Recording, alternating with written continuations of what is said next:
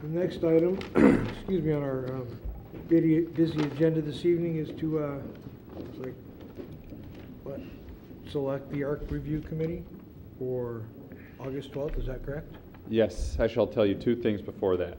Okay. The first thing is, I believe everyone got the email and that Pamela Thompson, our city attorney for the past 8 years, accepted a new position, and she'll be beginning as the City of Redwood City attorney in August. So, as you notice, Pamela is not here. She has officially left the city and will begin in Redwood City soon. We have hired a law firm out of San Carlos, and Robert Lanzone will be serving as our interim city attorney as we go out and recruit for a full-time city attorney. Mr. Lanzone was the city attorney in San Carlos for a couple decades. In fact, when I was there as an assistant planner about 10 years ago, he was the attorney there while I was there as well. So he has a lot of land use knowledge for San Mateo County, has already begun work here in San Bruno, and is in the office at least 2 days a week. So for items that we need him here, that I feel that legal assistance is needed, he'll be attending these meetings. Smaller agendas like tonight, he will not be attending these meetings. And he'll be continue to provide guidance to both the Planning Commission as well as to staff. The second, all Planning Commissioners should have got the draft copy of the Transit Corridor Plan. This has been in the works for the last year and a half. We had a steering committee meeting about 9 months ago, and based on the vision on the 2 community workshops as well as the 5 steering committee meetings, we're going to sit with MIG, our planning consultant firms, created this plan. So I would really encourage all of you to take a look at this, provide comments, because this really is going to direct land use and both public and private spending within the transit corridor area, which is San Bruno Avenue, near the train station, near the new train station at San Bruno and San Mateo Avenue, as well as downtown area, all the way up Huntington, as well as El Camino between the 380 and Crystal Springs. So please take a look at this, provide as many comments as you can. We'll be listening to your direction, and eventually this will be before you for your recommendation to the City Council. And the third thing, architectural review meeting. Who would like to volunteer? Mr. Biasotti, Chase, and Samud. Thank you very much. That's it? That's it. All right. Through the chair. Commissioner Pearson. I found at the desk here a letter regarding the Honda business, Right. and I want to ask staff if they had attended to comment on this. Yes. Oh, no, I didn't intend to comment, but I can comment now. We received a letter from a woman who lives on Linden across the street from the Grace Honda. Before you comment on this, since I live 200 feet away from Grace Honda, could I listen on this?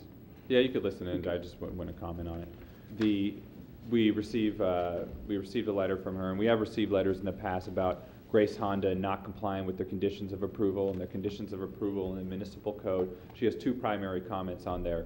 It's that the commercial vehicles that unload parts for Grace Honda use Linden Avenue, park there, and then unload and go through the Memory Lane back entrance into Grace Honda, and obviously they come in an early morning in time and disrupt the residential neighborhood.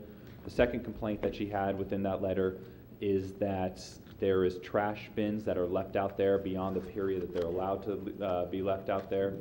As most people know, when your trash gets picked up, you're supposed to bring back your trash cans in that day and then store them and then bring them out again to the right-of-way when there's a trash pickup day. The third complaint that's not on there, but I have spoke to her in the past, and we have spoke to Grace Honda about, is their landscaping area in back. Often high, tall weeds come up there, and since it's not in the front of their business, they take a long time, a lot of times, to cut down those weeds.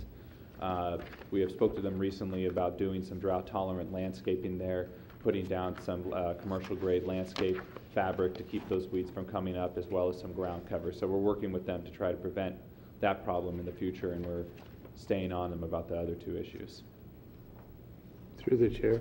Commissioner Pearson. I noticed that the night lighting at the Honda location, a lot of it, if it's not directed at the neighbors, it might as well be, because there's no, how do you say, barriers to the light going directly over there. Could you also inquire about that? Because that was a specific condition in one of the most recent approvals for them. I think it would be better if they completely replace those lights with down lighting if they can't find a way to shield the light. We'll take a look at the 2005 approval and we'll talk to the owner. But I think that's almost, it's probably, I'm thinking what happened, someone put up new lights and they didn't even know the approval existed, so they're probably unaware of it. I bet that's the case. And they are bright. Yeah. I'm driven by there at night. Oh. Any other comments about these particular discussion items, sir? No? Okay. Well, no, does any commissioners have anything to say? Well, then I will say it Chair? for- I did have one question on the corridor plan. I was looking at the drawings, and what is the height limit going to be on those new structures, particularly the ones at the ends of the project? Because on the drawing, some of them look like they might be 4 and 5 stories from the way they're sketched out. Correct. It depends on where. Downtown, the height only increases by about 5 to 10 feet.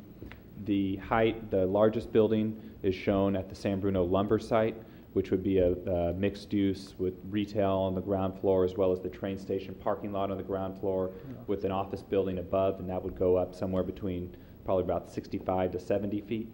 El Camino is also 4 to 5 stories, up to 6 stories in some locations, and San Bruno Avenue is another 4 to 5 stories.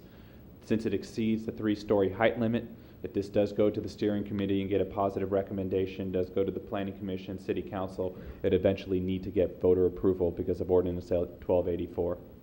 This is the same approach the city took to 1284 with the Navy site, going through a specific plan process, getting community input, and eventually taking it to the voters.